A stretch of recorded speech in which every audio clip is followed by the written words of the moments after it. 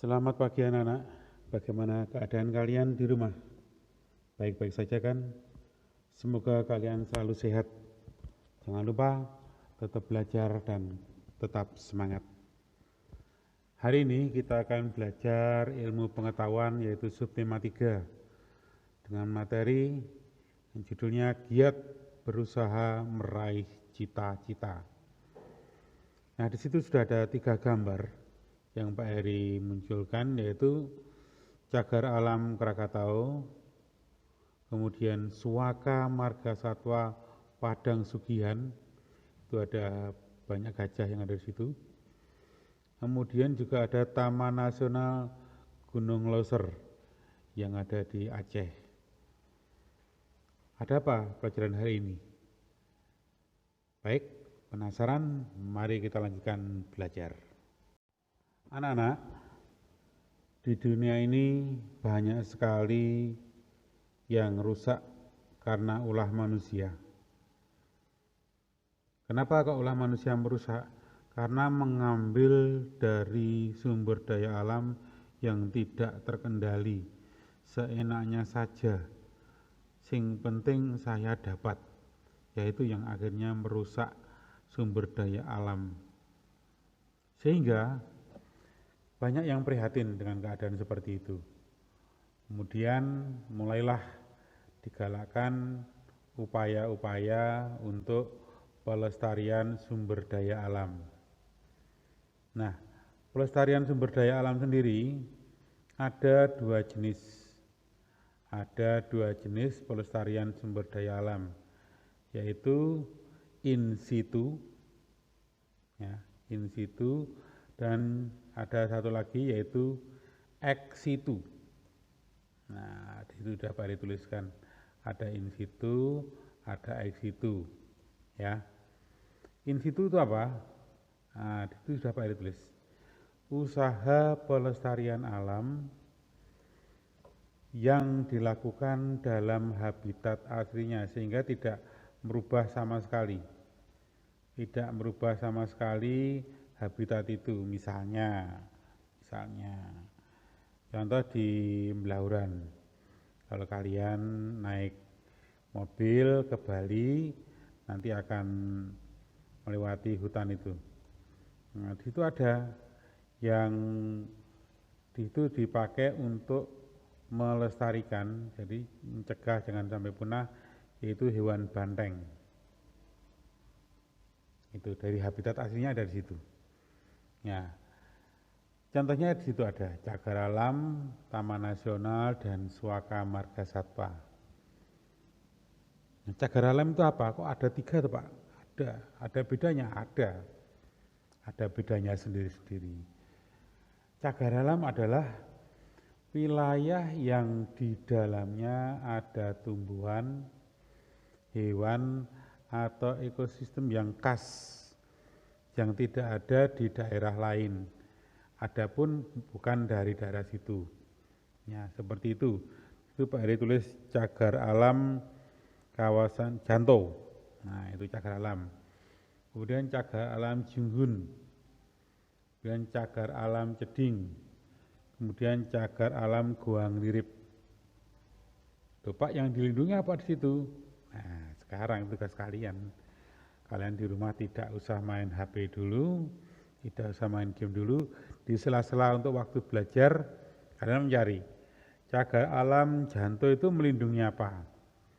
Kemudian cagar alam Junghun itu melindungi apa? Cagar alam Ceding melindungi apa? Begitu juga yang terakhir, cagar alam Goang Lirip. Tugas kalian di situ. Sehingga apa? Nanti ketika ulangan, Pak Heri akan langsung bertanya, khas apa yang ada di cagar alam Ceding? Nah, misalnya seperti itu. Kalau Pak Heri bertanya, cagar alam Goang Lirip, hewan apa yang ada di situ? Nah, kalian sudah harus tahu. Karena apa? Mencari sendiri. Bisa Pak Heri? Bisa. Pak Heri sudah melihat. Oke? Sekarang kita belajar tentang Taman Nasional. Hampir sama dengan cagar alam tadi, hampir sama.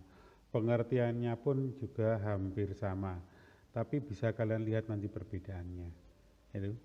Taman nasional adalah wilayah yang di dalamnya ada tumbuhan, hewan, atau ekosistem yang khas dan boleh dikunjungi dengan tujuan penelitian, pendidikan, rekreasi, dan pariwisata. Nah, lalu Pak, apa bedanya dengan cagar alam tadi? Itu bedanya. Boleh dikunjungi. Kalau cagar alam tidak boleh.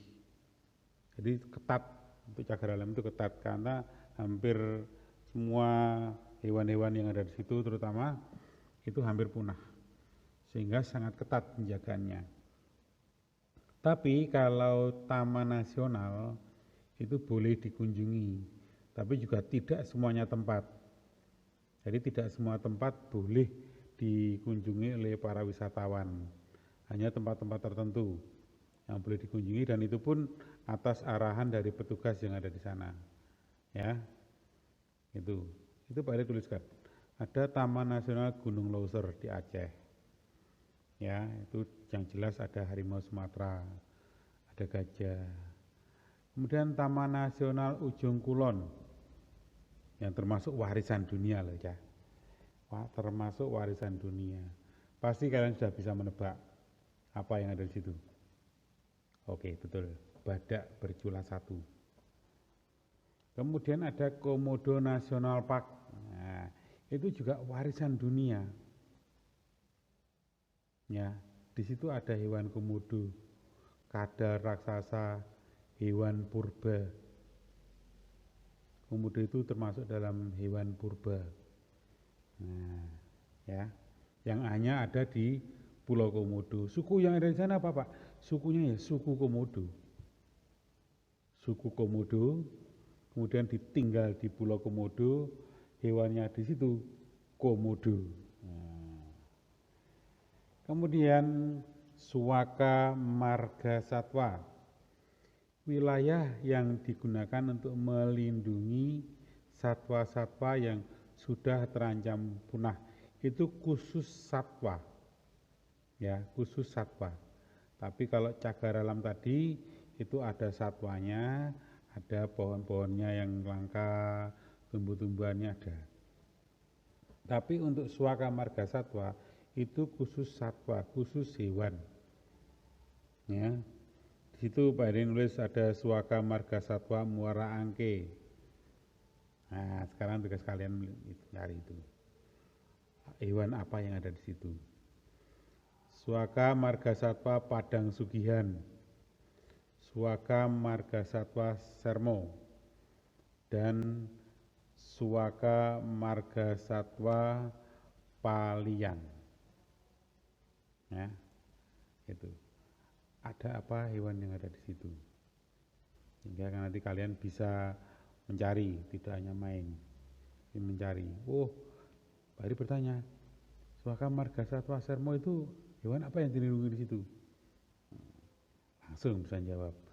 Untuk kawasan Suaka Marga Satwa di Palian, itu hewan apa yang dilindungi di situ? Nah, gitu. Ngerti ya? Selamat mencari, selamat mencari, selamat belajar.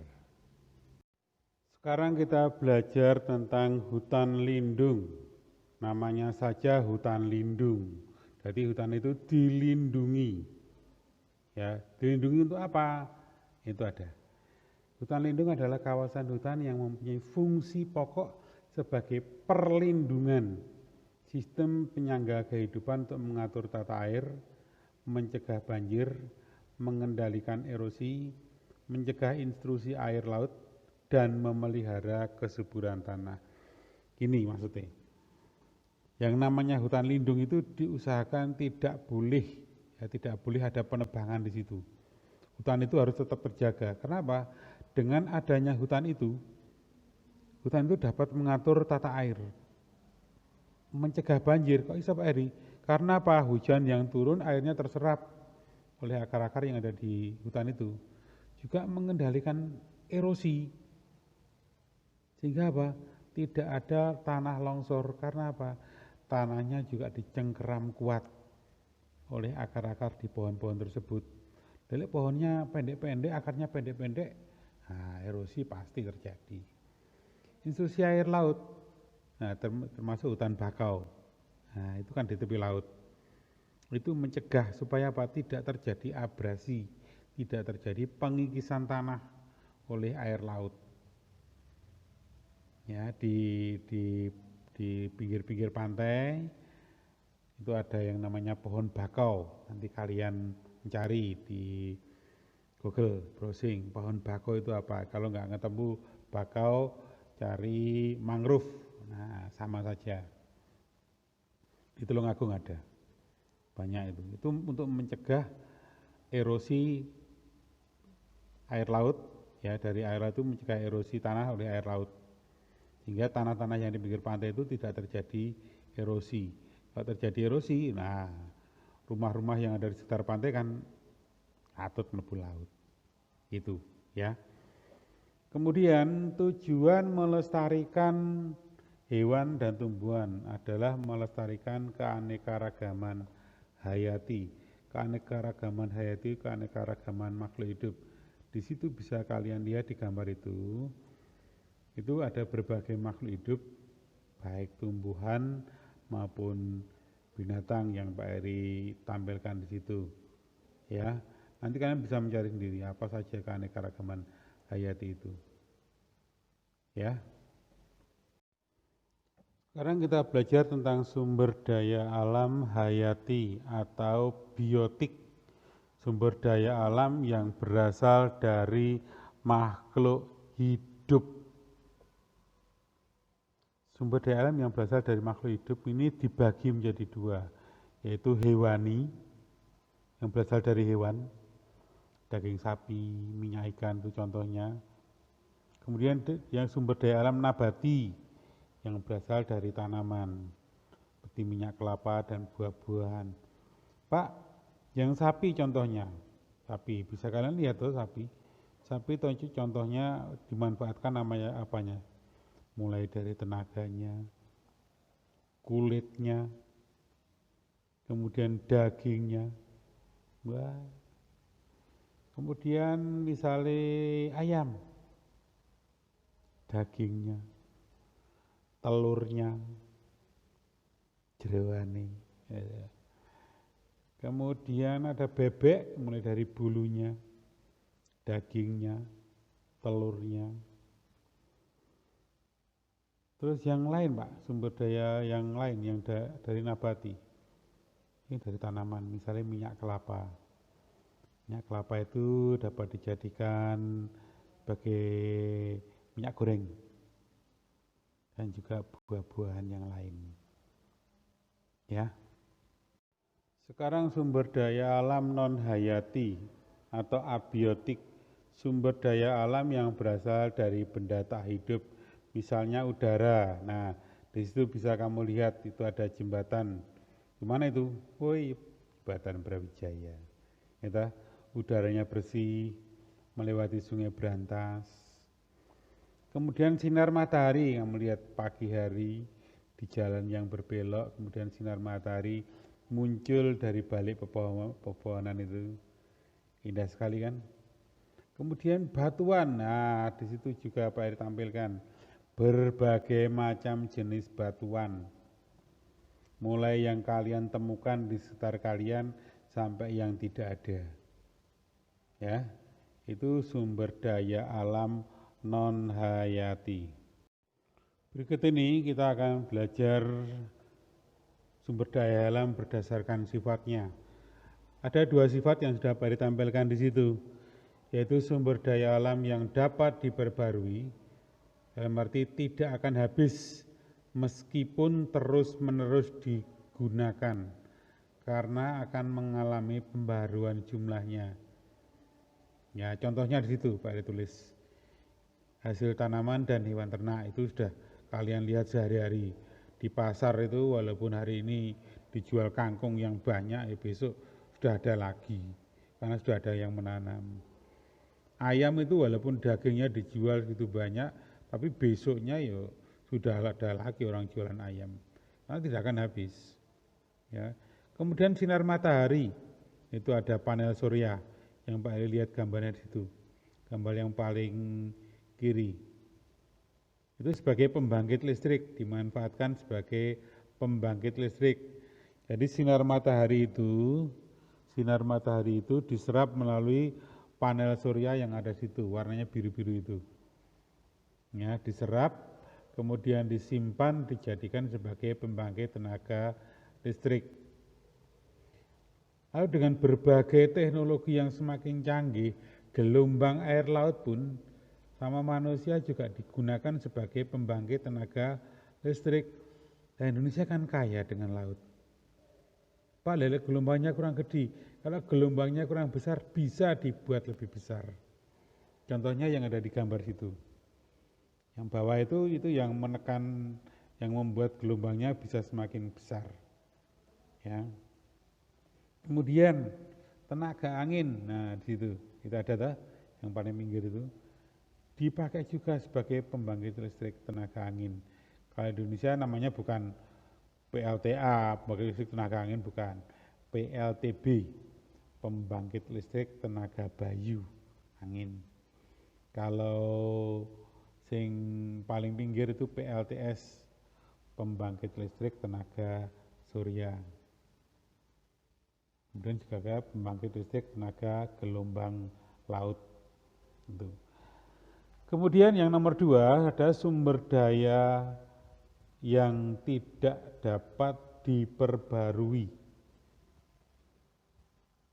Akan habis bila digunakan dan jumlahnya tidak bertambah. Contoh di situ ada batu bara, ada 2 gambar batu bara yang Pak Heri tulis. Pak Heri cantumkan di situ.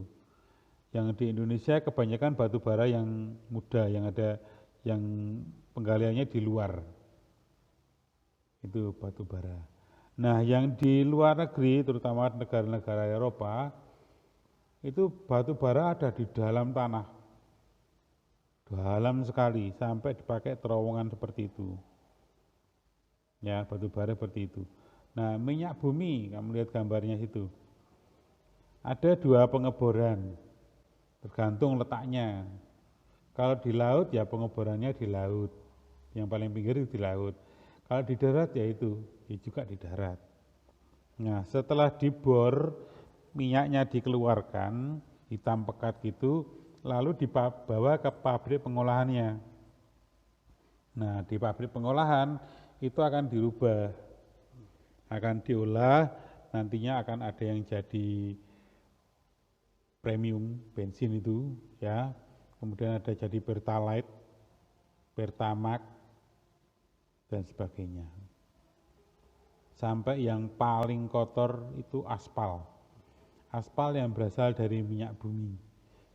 Ya, itu ada. Ada itu jadi lapisan yang paling kotor. Yang kira dipakai sebagai aspal untuk pengeras jalan itu. Jadi aspal itu ada 2 jenis. Aspal alam dan aspal yang berasal dari olahan minyak bumi. Kemudian yang terakhir itu ada gas alam, berarti gas itu muncul dari alam. Yang sama manusia juga dimanfaatkan. Itulah canggihnya manusia. Mereka berlomba-lomba untuk menjadi orang yang pinter, yang pandai, sehingga bisa memanfaatkan apa yang sudah disediakan alam itu dimanfaatkan semaksimal mungkin oleh manusia. Ya. Baik anak-anak, cukup sekian pelajaran IPA hari ini. Selamat belajar, jaga kesehatan, Tuhan memberkati kita semua. Amin.